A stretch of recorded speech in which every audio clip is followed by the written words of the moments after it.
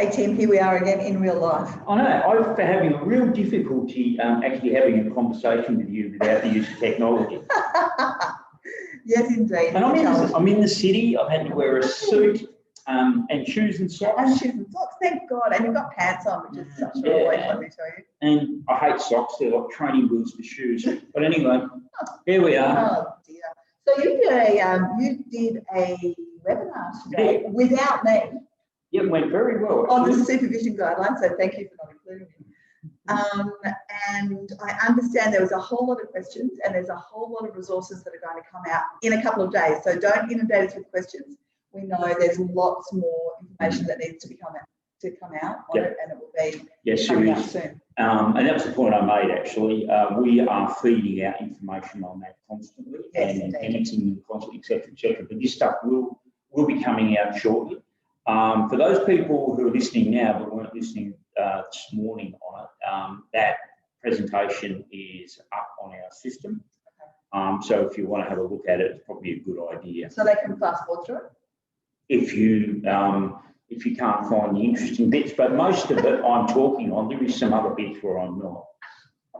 Okay, awesome. Yeah.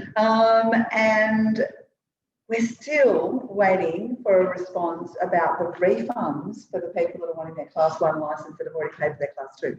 So don't think we've forgotten you. We absolutely have not.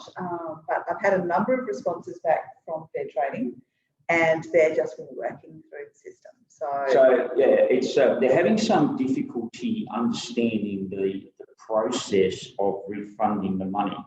So I can appreciate this. It would you can either get your checkbook out and write out a check. Yeah. You could issue some cash.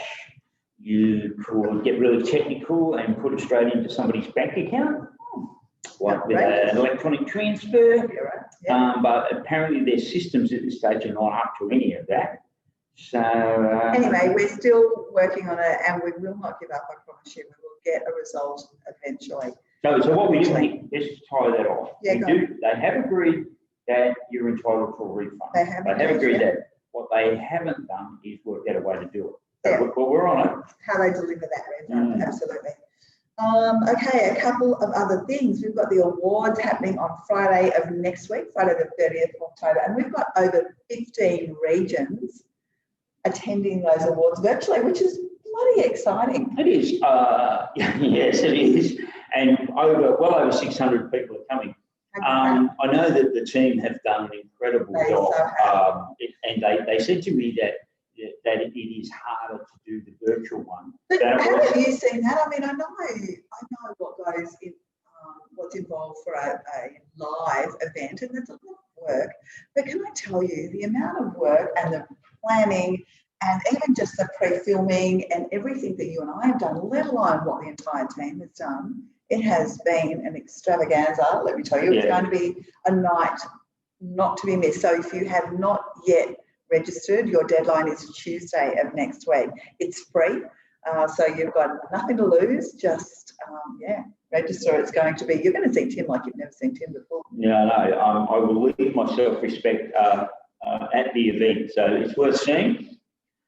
Anyway, move on while I still have some credibility. Tim actually said to me, I can't wait until the next president comes.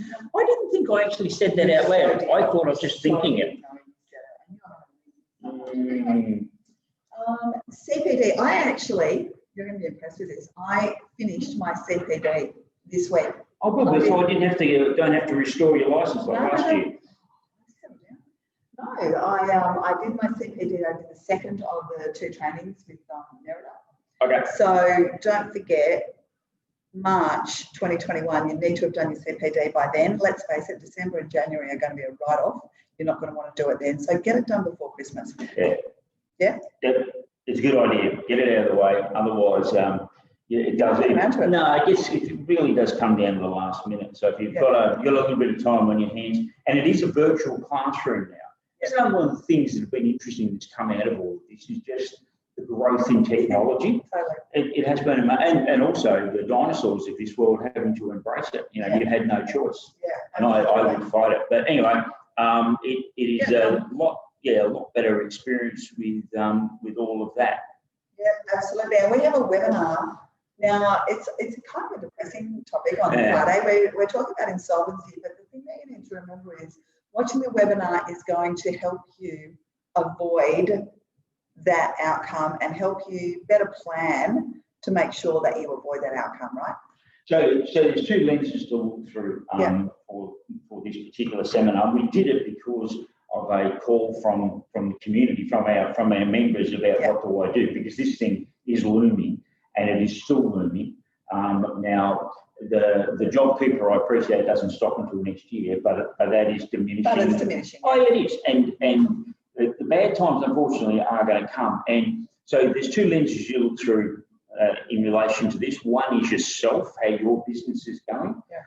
And the other one is how to deal with, let's say, tenants when you're acting for a landlord and they're in financial difficulty. Yeah, that's a really good point. So whilst you're not expected to come away from this as a insolvency practitioner, if you can at least understand some of the principles, if you can see the warning signs, if you will, coming, then you're in a far better position to proactively deal with it. So, as you say, not a nice topic, not one that we want to focus on, but one we have to deal with. Yeah, an interesting one.